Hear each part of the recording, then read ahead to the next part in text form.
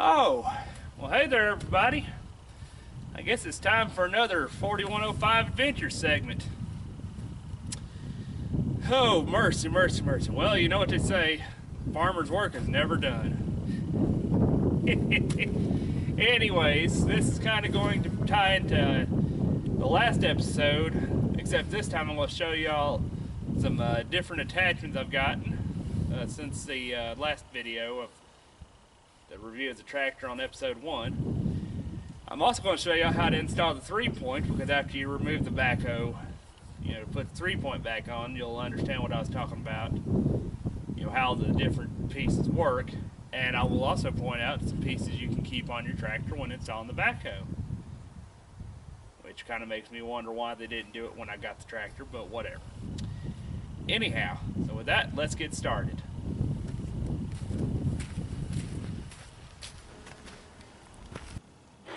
Okay, folks, well, the first thing I'm going to review is this LED light bar. I forget what brand it is, but I picked it up at the local pawn shop.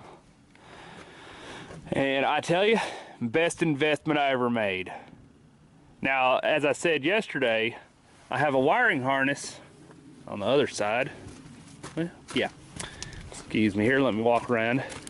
As I said yesterday, I've got a wiring harness over here, which connects up to the lights. Is it over? Excuse me, folks. Yeah, it's right here.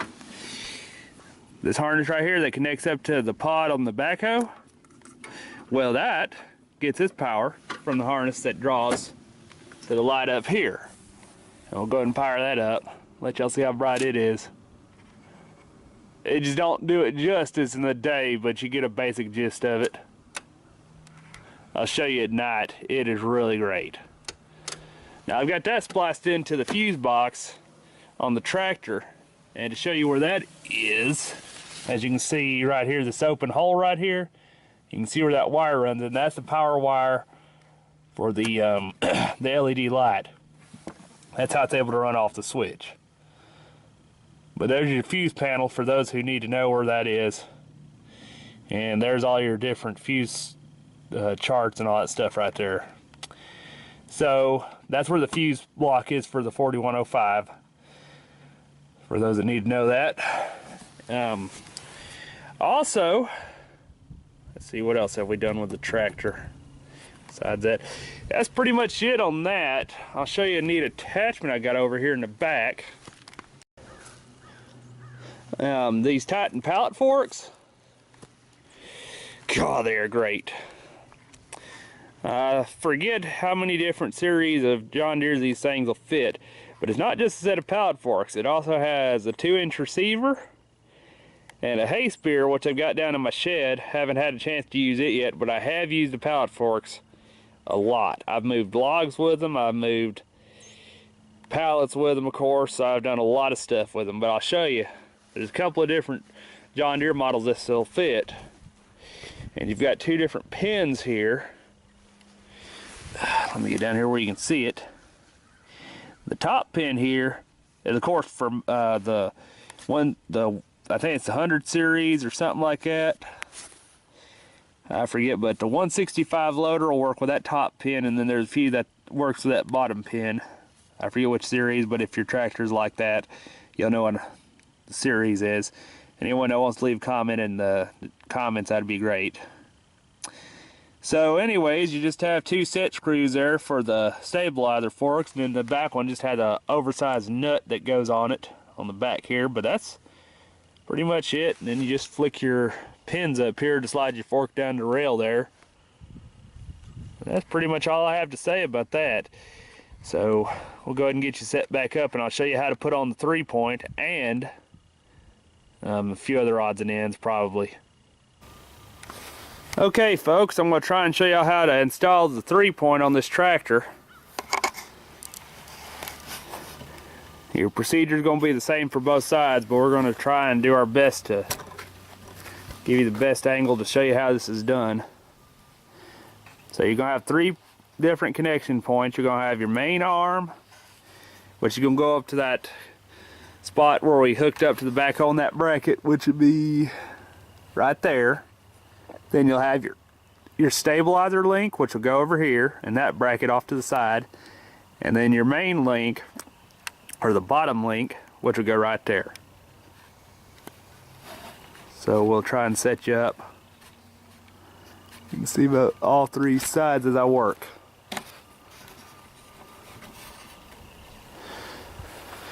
So, tools you'll need for this project. It'll vary with your tractor, but I've got a 13mm wrench and a 13mm socket with ratchet. The first thing I'm going to want to do is I'm going to want to get down right here and put my wrench on this end and the socket and ratchet on this end, and go ahead and take this screw off, this bolt out.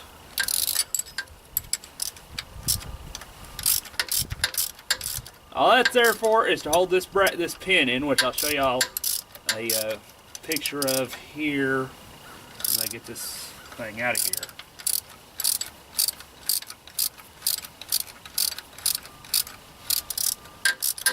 There we go. Alright.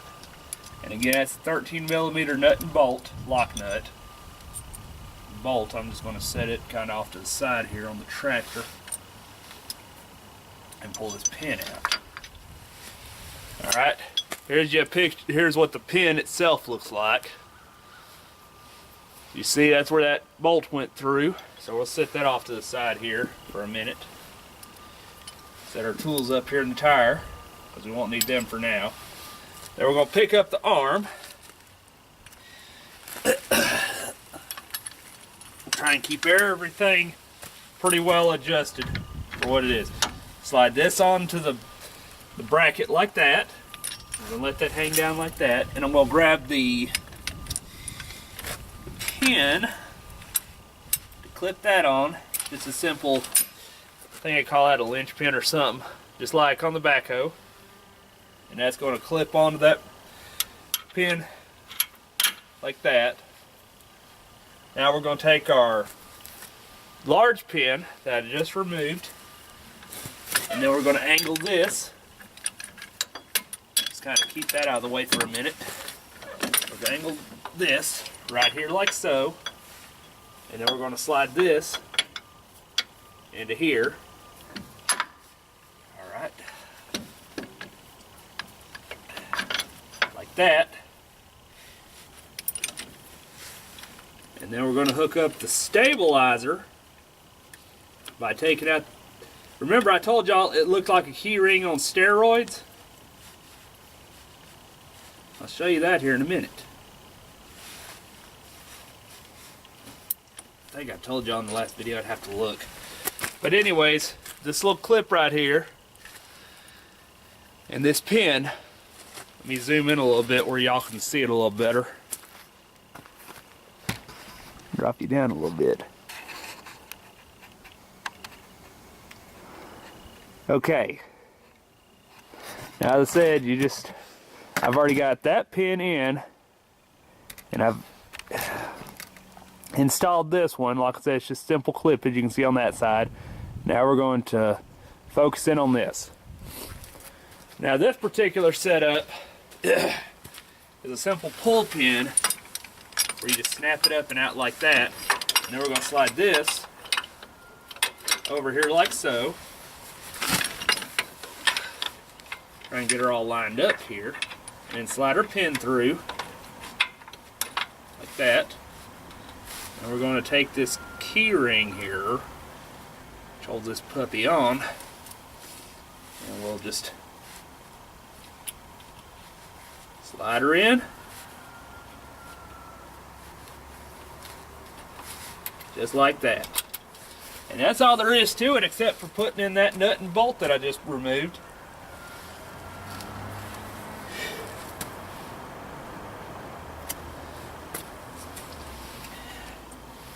Had to think about where I set it there for a minute. I'll get y'all repositioned for that. And you don't have to tighten the nut and bolt up that tight. So that's not bad. You don't have to tighten it up that tight, so we're going to set off to the side here where I kind of show you what I'm doing here. You're going to slide this through like this. Make sure it's all lined up. like that. And then instead of using your closed end of the wrench, you're going to use your open end. And to get it started by hand,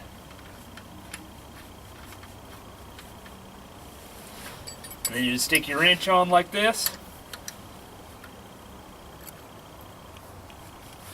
And then you can just let her set like that.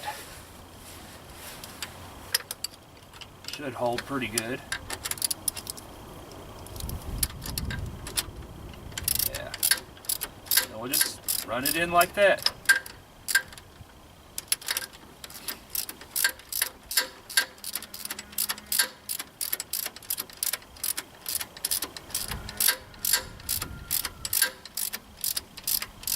But like I say, you don't have to snug them up.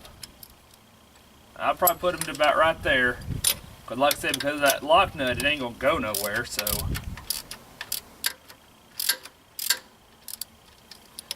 Yeah, that'll work. That's good enough. Where it don't move, but it ain't really going to go nowhere. Okay. That's pretty much all there is, except for moving your third arm back. Moving your arm back to your point of preference. I probably would put mine right about here. Maybe I'd move it in a little closer, but that's fine.